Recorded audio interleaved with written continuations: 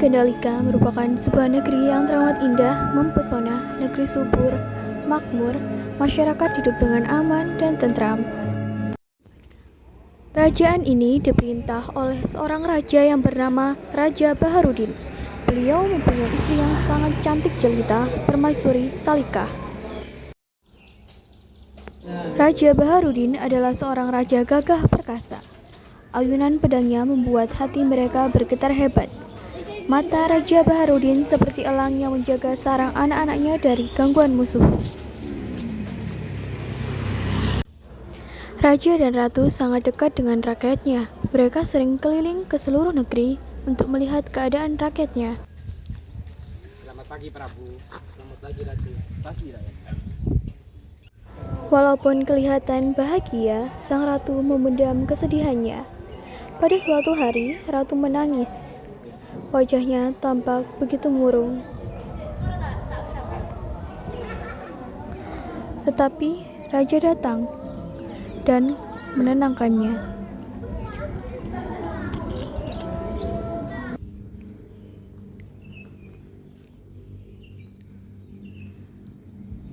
Sang patih kerajaan melakukan saran untuk sang ratu. Ratu, bagaimana jika kalau mengangkat anak? Tidak, Patih, aku ingin anakku sendiri.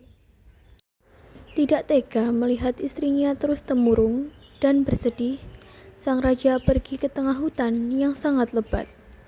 Ia bersemedi, memohon petunjuk kepada Sang Maha Kuasa.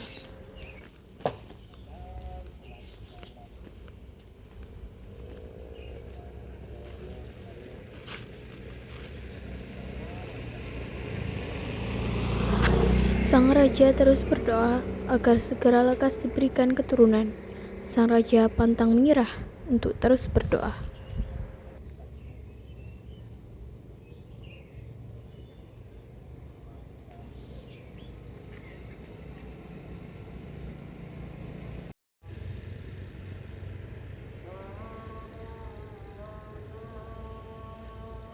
Hingga akhirnya sang raja berasa doanya akan dikabulkan oleh Sang Maha Kuasa.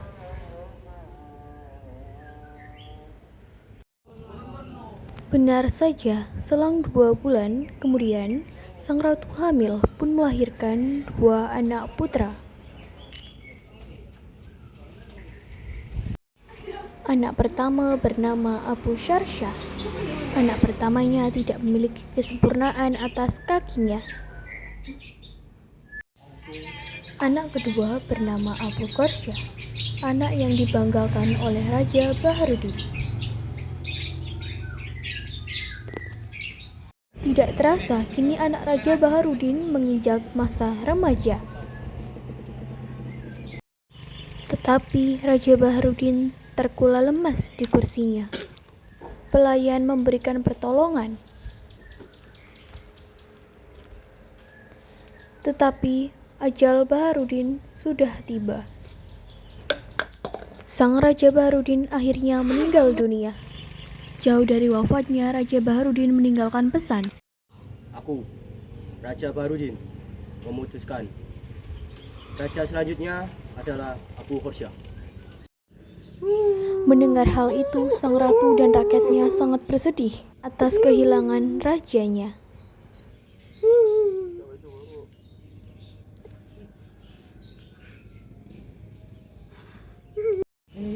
Tibalah hari kelantikan Abu Korsya menjadi raja baru. Tetapi Abu Syarsha menjadi sangat marah dan iri dengki. Kepada seluruh rakyat bahwa akan diadakan pelantikan raja baru selama sebulan penuh.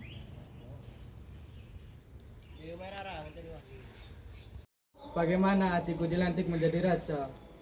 Seharusnya aku yang dilantik menjadi raja. Nah, aku tahu. Datanglah Abu Syarsha ke nenek sihir untuk rencana jahatnya. Ada perlu apa kamu kesini? Penyihir, aku meminta racun untuk membunuh adikku. Baiklah, aku akan racikan racunnya terlebih dahulu.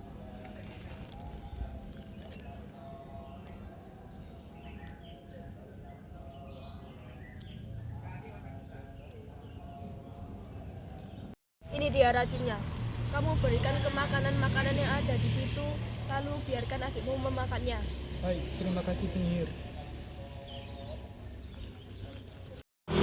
Abu Syarsa mencoba membubuhkan racun pada makanan raja. Tetapi raja selalu beruntung. Tidak pernah sekalipun raja menyantap makanan-makanan itu. Apa ini?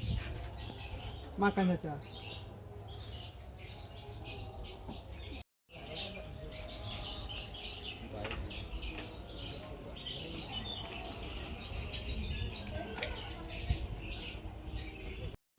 Racun ini kok gak berhasil ya? Aku coba cara lain, guys. Aku akan memberikan kau emas jika kau bisa Siap Tuan, apa perintahmu Tuan? untuk membunuh adikku. Siap laksanakan Tuan. Baik Tuan, akan hamba kerjakan. Tetapi hamba bukan itu ada Lika sehingga tidak mengetahui rajanya. Raja akan membuat pesta, saat itulah akan membunuhnya. Carilah orang yang berpakaian bagus, itulah raja. Abu Syarsa pun memberikan pedang, Ini untuk busur, membunuh raja. dan anak panah. Siap Tuan. Setelah itu, Abu Syarsa pun kembali ke ibu kota. Namun, sangat disayang, kali ini raja sedang tidak sehat. Hatinya yang halus sedang sedih memikirkan perbuatan jahat saudaranya. Raja tidak ingin mengecewakan rakyat. Ia menyuruh Abu Syarsa untuk menggantikan kehadiran dirinya di pesta panen. Kanda, pada hari ini Adinda sedang tidak sehat. Bisakah Kanda menggantikan Adinda menghadiri pesta panen raja di Gandaluka? Pakailah pakaian kerajaan milik Adinda.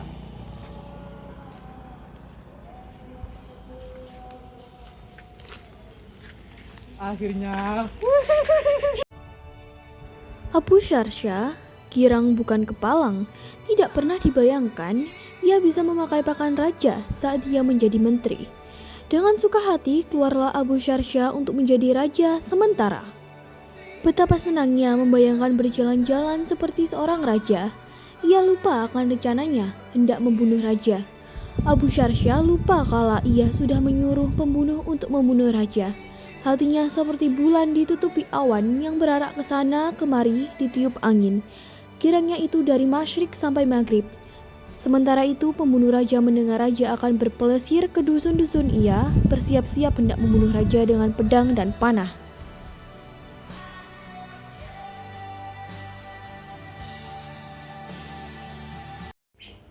Abu Syarsa melewati dusun itu dengan memakai baju raja. Bersama pengawalnya, dari pakaian yang dikenakannya, pembunuh raja mengira Abu Syarsa adalah raja.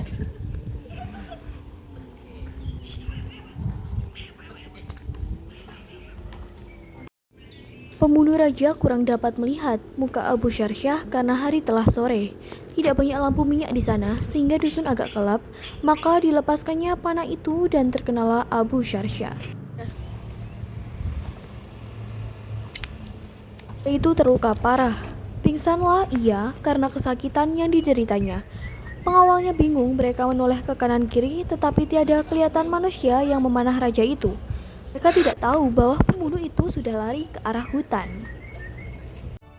Abu Syarsa bertanya kepada Abu Syarsa tentang siapa yang mungkin ingin membunuhnya.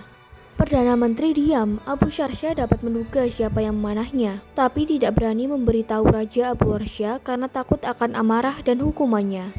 Abu Syarsa berpura-pura kesakitan dengan mengerang sehingga tidak perlu menjawab pertanyaan raja. Raja Abu Syarsa maklum akan kesakitan Abu Syarsa. Ia berhenti bertanya dan memutuskan untuk mencari tahu sendiri siapa yang telah mencelakakan kakaknya itu. Siapa juga yang ingin membunuhnya?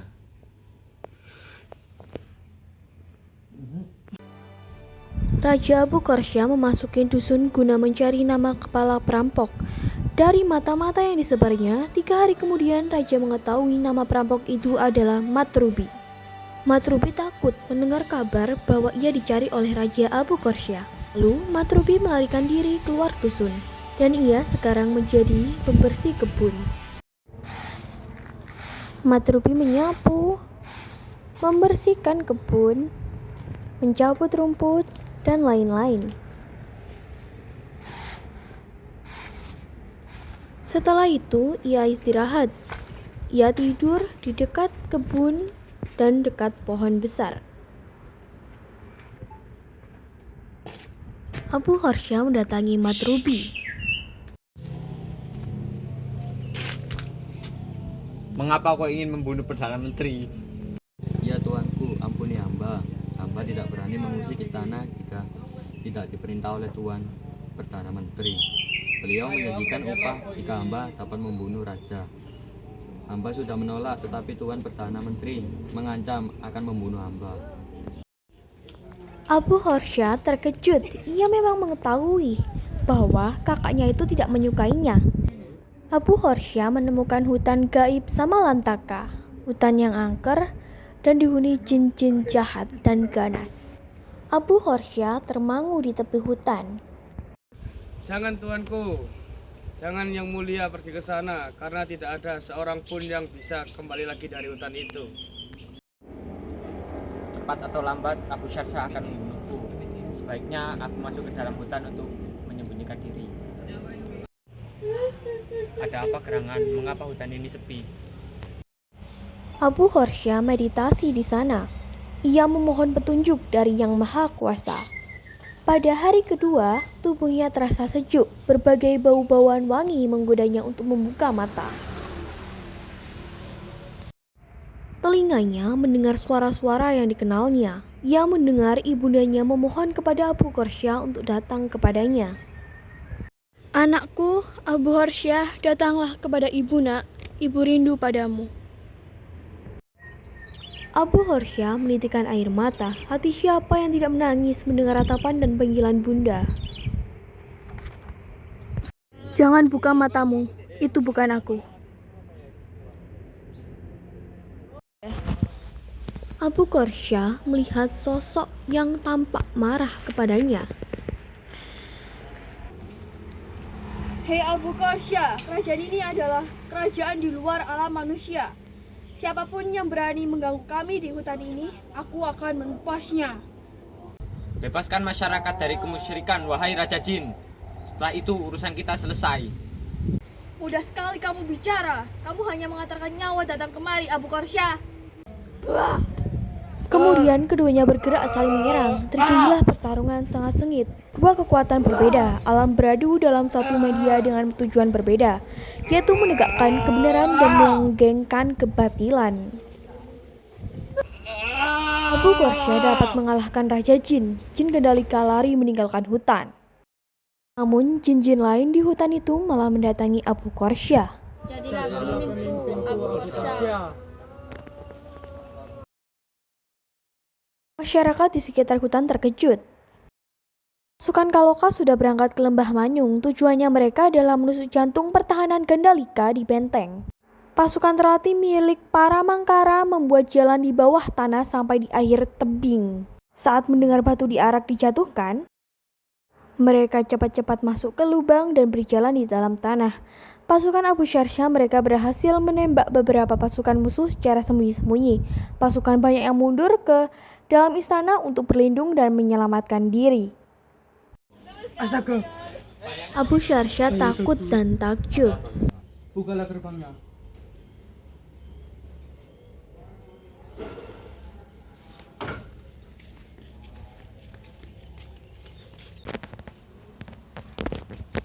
Ah,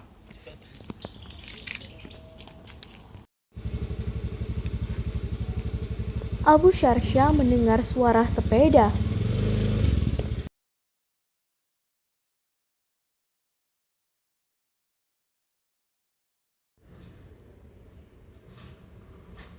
Abu Horsya. Aku mendengar dari orang-orangku bahwa engkau sedang membutuhkan bantuanku. Sekarang inilah aku. Seseorang muncul dari belakang Abu Horsya. Orang itu adalah utusan yang dikirimkannya untuk mencari bantuan dari Raja Sahabat. Orang tersebut menceritakan kalau di tengah perjalanan ia diserang oleh orang-orang Satya Kahingga. Untungnya ia bertemu dengan jin yang bermukim di hutan. Saat orang itu menceritakan masalah di Gandalika, jin yang menyamar menjadi manusia itu teringat akan raja mereka, Raja Candilaga, yang kakaknya adalah raja di kerajaan Gandalika. Jangan, aku bukan tempat bersujud. Kanda adalah saudaraku. Sudah sepantasnya aku membantunya. Seharusnya kaulah yang patut menjadi raja di Gandalika. Tidak, Kanda pantaslah menjadi raja di sini. Hanya saja Kanda belum terbiasa. Aku yang menguasai alam manusia, sementara kaulah yang menguasai alam jin. Abu Korsya dan Abu Syarsya berdamai. Dengan berat hati, Abu Syarsya melepas kepergian Abu Korsya kembali ke alam jin.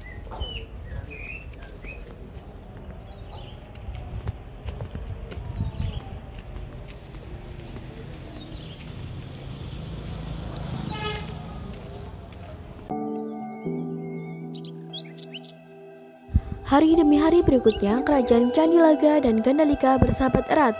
Tidak ada satupun kerajaan yang berani menyerang kerajaan Gandalika sejak peristiwa gaib kekalahan kerajaan Kaloka, Satya, Kahindra, dan Pramangkara. Même dans un sommeil éternel, j'étais censé